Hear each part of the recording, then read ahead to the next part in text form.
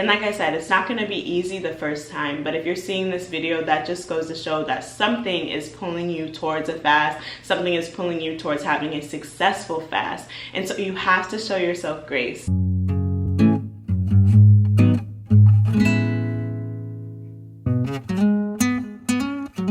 Hi Blossoms, welcome back to my channel. If you're new here, my name is Lauren. I create lifestyle and wellness content for flourishing blossoms just like you. Today is day 7 of my 7-day fast. I know that I have taken you guys with me through a lot of my fasts, so I wanted to make this a little bit different and just sit down and get straight to the point with some tips and tricks and things that I feel have helped me along the way. The first tip is to know how and when it's time to fast. I think a lot of people fast as a detox, as a mechanism for detoxing their body. They had a really bad eating week, so they're detoxing. For me, generally my fasts are spiritual fasts, and the way I know it's time for me to fast is I get very anxious.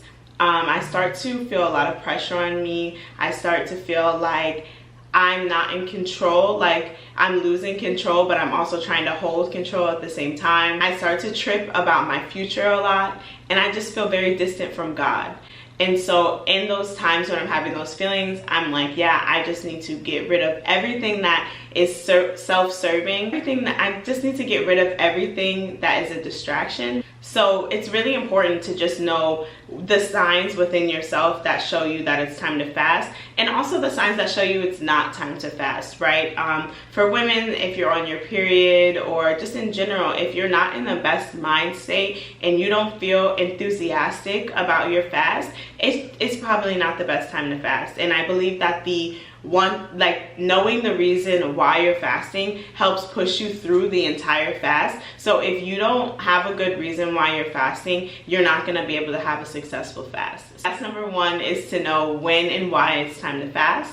Number 2 is you need to create a plan. You need to be very intentional about why you're fasting, like I said before, what you're fasting from, how many days you're fasting, and some things you would like to add in your life during this fast.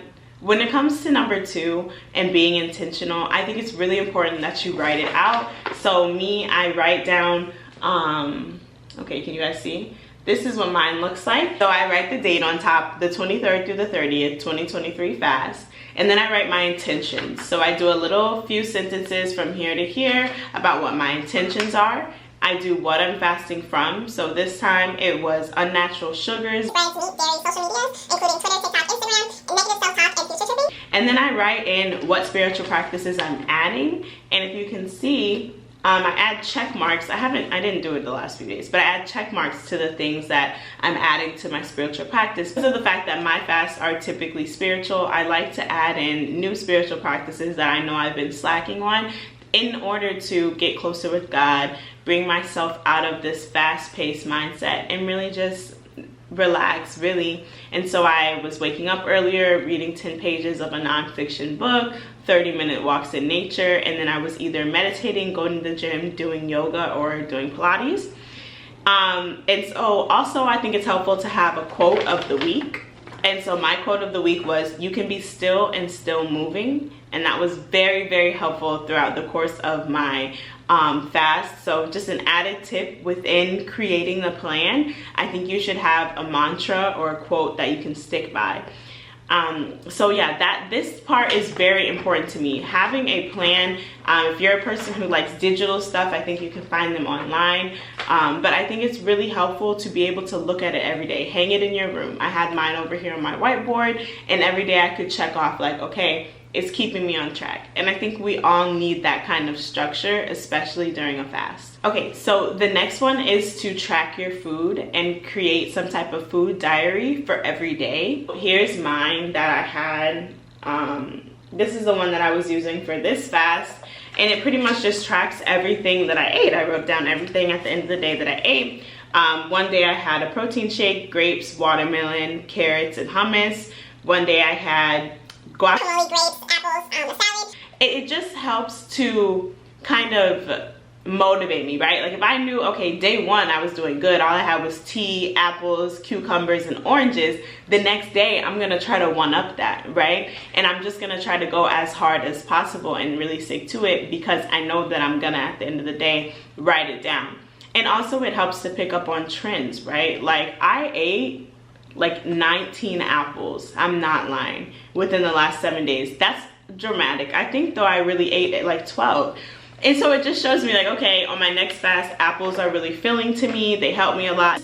It helps you to learn things about yourself, learn trends that you like during your fast and things like that. So yeah, with the keeping track of your food, I feel like it just helps you to stay on track, helps you to really just see what you're eating and be like, okay, and even if you have a slip up, because it's gonna happen, you can look at it and be like, see, day 2, I had a burger, I had this, but day 5, I'm really making progress. So it's really just one of those track your progress types things. So step number 4 is to have things that keep you busy.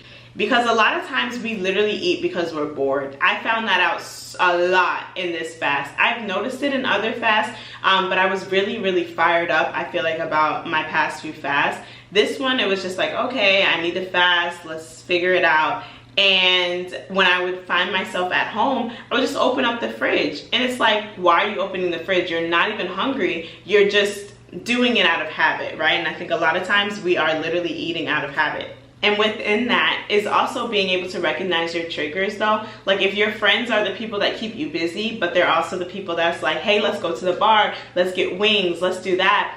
That's a trigger. And so you might have to tell your friends. I know a lot of people don't like to say when they're fasting. I personally do, because it keeps me from having to like keep saying it, you know? Like I'd rather just tell you guys, hey, I'm fasting from this day to this day. Keep it cute, you know? You don't have to tell them why you're fasting. You don't have to give too many details, but it helps so that they know what's going on and they don't feel like you're ignoring them or you don't want to go out. But knowing your triggers is very important. If your friends or whoever's in your house is triggering you and they make you want to eat, then set that boundary with them so that you can have a successful fast. I'm back with my last one and I just want to get close. I don't know, please tell me down below if it looks better when I'm like this or when I'm like this. Y'all know I'm blind and I don't have contacts in. So for me, it's more comfortable to be like this because I can see you guys. Anyways, step number 5, most important step of all, show yourself grace. Show yourself grace, show yourself grace. Make realistic fasting goals, right? I need to take my own advice on this. I make very unrealistic fast goals every single time I fast. I'm like, okay, I'm gonna do 5 days just water. I'm gonna do 2 days only raw foods and 2 more days just water after that, then I'm done. It's not gonna work out like that. And I think that if it's your first fast, you need to really be intentional about like just getting through the fast. And so don't make it too hard on yourself, right? Be realistic. You know yourself better than anyone. And just understand that slip-ups are gonna happen. Yesterday, I was not supposed to eat all day. I was gonna just do water. And I ended up having grapes, right? So it is what it is, girl. It is what it is, but that's because I've gotten to the point where I can show myself grace, and it's very hard. It's very hard. But just going back to that why, right? My why, I want to get closer with God. Why am I being hard on myself then, right? Because this is not what God, that's not how God sees me. So just be realistic. And like I said, it's not going to be easy the first time, but if you're seeing this video, that just goes to show that something is pulling you towards a fast, something is pulling you towards having a successful fast. And so you have to show yourself grace. It's gonna be, there's no pressure, right? You're the one setting the rules. You're the one putting the pressure on yourself. So have some grace, but also have discipline, right? Don't let yourself fall off the wagon on day 3 because, oh, you need protein, you need this. Obviously, I'm not a medical doctor. Do what you need for your body, but also have enough discipline to know you can make it 3 days for sure. You make it 3 days, you can make it 1 day, definitely, right? Whatever is realistic to you, do it, and you got it. And really be intentional. That's my favorite thing to say on this channel. Write it down. Every day after you fast, journal. Have your diary where you tracked your food, and also a journal to say how you feel, what you learned, what you experienced during that day of fasting. What was different for you? What was the same? That's what I mean when I say be intentional, is really being present and being there in the moment that you're having throughout this fast. because fasts are beautiful. I have seen things and fast and received messages that I would have never gotten without fasting and really setting my eyes on God. I'm getting really passionate. So yes, I hope that you guys like those 5 tips for a successful fast. If you guys do end up fasting, please let me know down below. I love you, I love you, I love you. I'll see you in my next video. Bye.